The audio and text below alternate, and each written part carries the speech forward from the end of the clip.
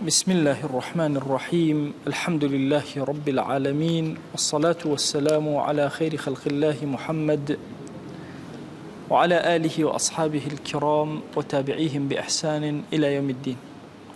كتاب أذكار إمام النووي يشكل كتاب زور نایابەکان كإنسان مسلمان زور سودي لورقري. إما لباسي أم كتابا قيشنون تلاپەڕا 127 لباسي آدابەکان لەگەڵ قورئانە و شێوازی قورئان خوێندن و کتابی قورئان، کەیفیەتی مامەڵە لەگەڵ قورئانە. ئەمڕۆ ئیمام چەند فەرمایشتێکی کەم باسەکات،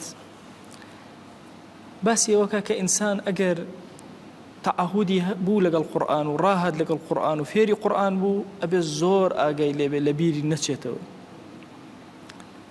طبعاً بابەتی قورئان لەبەرکردن و لەبیرچوونەوەی، خوێندن و لەبیرچوونەوەی هەردووکیان مانای هەیە.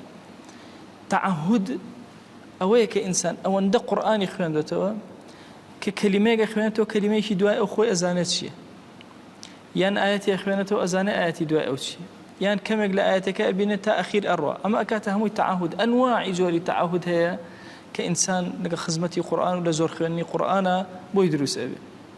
بۆی هەندێک لە پیاوچاکان ئەڵێن لە مانگێکە قورئانی لەبەر کرد لأنه كان متعهدا مع القرآن، چونکە ئەوەندەی عهدە لەگەڵ قورئانە کردبوو، ئەوەندەی خوێندبووە لە ماوەی مانگێکە توانی لەبەریکە بە ئاسانی. زۆر گرنگە مەسەلەی خزمەتی قورئان و فێربوونی قورئان. ئەم زەمانە تەسەوورکەن گەنج کەمترین ڕێژە قورئان خزمەت ئەکات و لە خزمەتی ئەبێت و ئەی خوێنێتەوە و دیراسی ئەکە. یعنی دوای پێغەمبەری خوا صلی الله عليه و آله وسلم ڕبطی ئێمە لەگەڵ ئاسمانە بەس قورئان. حتا پێغەمبەری خوا صلی الله عليه و آله وسلم لەناو ئومەتا بوو، دوو ڕبطمان هەبوو، قورئانمان هەبوو لەگەڵ پێغەمبەری خوا صلی الله عليه وسلم. لە دوای وەفاتی ئەو تەنها یەک ڕبطی ئێمە هەیە لەگەڵ ئاسمان، ئەوش بێتێ لە ڕێی قورئان. ئینسان لە ڕێی قورئانەوە نزیک بێتەوە لە خوا جەل جەلالوه و تعهودی قورئان زۆر بکات هەتاوەکو نزیک ئەبێتەوە و قورئان ئەبێتە بەشێک لە سیستەمی ژیانی ئەم، نەتوانێت بەبێ ئەو بژی. ئەی تۆ تەسەوورکەن ئێستا عهدە بۆی جوان تێبگەین، سەری مۆبایلەکانمان کەن، کەسمان نەتوانێت بێ مۆبایل بژین. لە بیرمان چێ وازانی شتێکی زۆر گەورە، یعنی هەموو خەڵک ئەگەڕێ بە دوامانە ئەرە چی لێ، ئەرە بۆ جوابی نایە و ئەرە بۆچی مۆبایلەکەی داخرە. ئەبێ لەگەڵ قورئانە بەو کەیفیەتە بین، تەعهودێکی تەواو لەگەڵ قورئانە و تێکەڵبوونێکی تەواو لەگەڵ قورئانە. ئەم تێکەڵبوونە خەتەرێکی زۆر گەورەیە ئەگەر دوای تێکەڵبوون وازە هێنا بێ لە قورئان. بۆیە فەرمایشتێکمان بۆ یانێ فەرمی لە صحیح بوخاری موسلم هاتووە لە ئەبی موسای ئەشعەریەوە، فەرموویەتی تعاهدوا هذا القرآن، ئەمرەکە خۆشەویستمان لەگەڵ قورئانە بژین، فوالذي نفس محمد بيده لهو أشد تفلتا من الإبل في عقولها. طبعا وشتركة أبسيتوا ئەبێ زۆر زۆر باش بیبەسیتەوە، جارباری سەری لێ بدەیت، چونکە قووەتی وشتر لەوانێت تۆ بیبەسیتەوە ئەو دەرنەچی. ئەبێت چەند جارێک چەند پێچێکە هێنابێ بە ملیا مەسەلەن، اینجا پەتەکە و بەست بێت، بە قاچیا چەند پێچێکە هێنابێ اینجا بەست بێت. ئەفەرمێ ئاگاتان لێبێ قەسەم بەو کەسەی یانی محەممەدی بەدەستە صلی الله عليه وسلم، قورئان زۆر زۆر سەریعتر لە چنگتان دەرئەچێ لە وشترێک کە بەست بێتەوە زۆر بە باشینەوە بەست بێتەوە چۆن ئەڕۆ. طبعا وشتر کۆمەڵە طبیعات و صفاتی خۆی هەیە، پێم وابێ لە وتارێکە باسم کردو طبیعاتەکانی. یەکێک لەو شتانەی کە سەیرە لە مەسەلەی وشترە مانگرتنە، تووڕەبوونە، ڕۆشتنە. حتا بۆیە پێغەمبەری خوا صلی الله عليه وسلم کە ئەفەرمێ کاتێک گۆشتی وشترتان خوات دەستنوێژ بگرن، هەندێک فەرموویان دەستنوێژ ئەشکێنێ. ئیبن تەیمیە ڕەحمەتی خوای لێبێ فەرمێ نە، دەستنوێژ ناشکێنێ، بەڵام ئەوەندە تووڕەیە وشتر کە ئەی خۆی تووڕە ئەبیتوە، لاشت حرارەتی بەرزەبێتەوە. فەرمێ دەستنوێژ بگرە بۆی هێواش بیتەوە، ئەگەرنا هێواش نابیتەوە بە ئاسانی.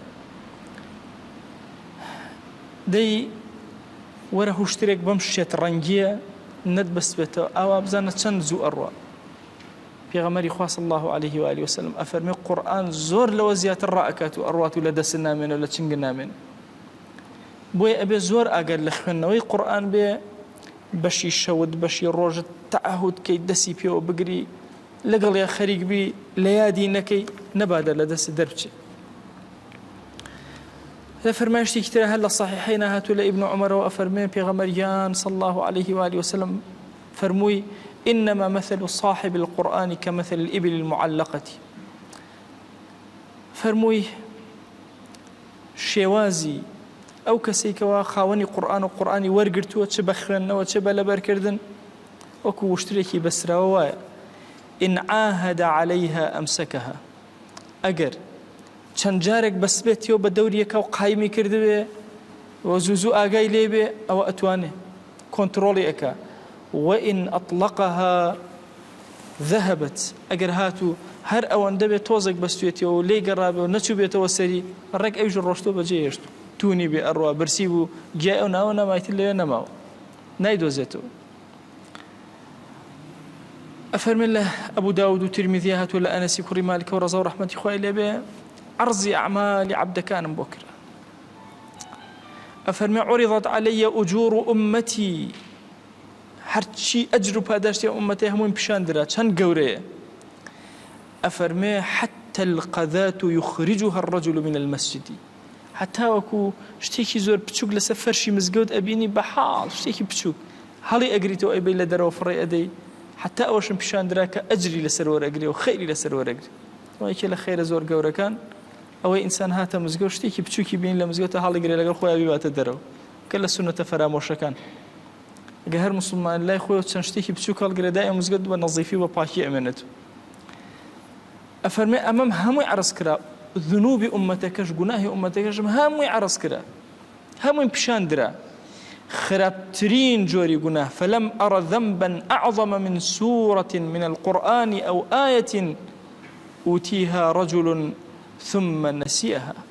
أفرمي لما قرستر جناهم نبيني كأجر كسك سورتي لقرآن فيربو يا آيتي لقرآن فيربو دواتر وازي لهنا حتى وكل بيري شوي سواء بلا بركردن بيا بخوان نوبه وتصور لك كزانيت قرآن بخوانيتو لبير الناسيتو سريع قرآن لبير الناسيتو هر مدة ما يخوان روا دعاي مقر بحنجة بخوانيتو بيدنا خوان ريتو لدست أروى أقاد ليبه لأبو داود مسندي دارمية هاتوا لسعدي كري عبادة ورزا ورحمتي خواهي ليبه أفرم من قرأ القرآن ثم نسيه كسي قرآن خوان دو لبيش ولبيري كرده وجوين داية لقي الله تعالى يوم القيامة أجزم للرجل قيامته بقولي بقري بحضوري خواشادة به أمر رواية أجل شيء ضعفي كتيا إلى مستدي دارمية بلام أدلة وشواهدي تريه أجزم آية بمعنى قولي وقرية يا بمعنى ناقصي دي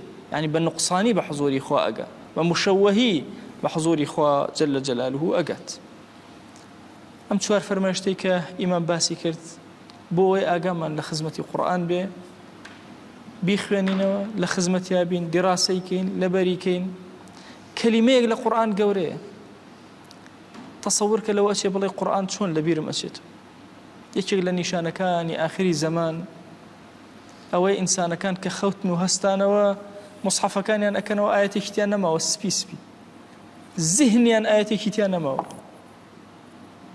تەنها پیرەکان ئەڵێن کەلیمەیەک هەبوو ئەمانزانی ئەیانوت لا إله إلا الله بۆی ئەبێ زۆر ئاگامان لە خزمەتکاری قورئان بێ لە خزمەتی قورئانە بین خوای لێت ئەپاڕێنەوە لێت ئەلاڵێنەوە هەمووان بکەرە خزمەتکاری قورئان بمانگەڕە لەو عەبدانەی کە خۆشەویستی قورئان لەناو دڵیانایە ذکری قورئان لەسەر زمانیانایە خوای داوا لێ ئەکەین بە ناوی جوانت بە صیفەتی بەرزە بە ئیسمی عەظەمت بمان بەخشە بە گەورەی خۆت یا ئەکرەم الئەکرەمین گرفتەکانی دنیامان بۆ چارەسەرکە یا ئەکرەم الئەکرەمین خوای تۆ زۆر گەورە و سەخیت یا ئیلاهی ئێمەش عەبدانێکی زۆر خەجاڵەتبار و فەقیر یا ئیلاهی هەموومان کۆمەڵی حاجەی زۆرمان هەیە هەموو حاجەکان لە دڵمانایە و تۆ ئاگات لێ و بۆ تۆی بەرزەکەینەوە دەیا ئیلاهی سەرجەم حاجە و پێویستەکانمان جێبەجێ بکە یا رب العالمین ئەوەی بۆ دینمان بۆ دنیامان باشە پێمان عەتاکە ئەوەی بۆمان خراپە لێمان دوورخەرەوە آمين آمين والحمد لله رب العالمين وصلى الله على سيدنا محمد وعلى آله وصحبه وسلم تسليما كثيرا أبدا إلى يوم الدين ويقول لقناهي من الشيء وجبوري وخالي من قبولك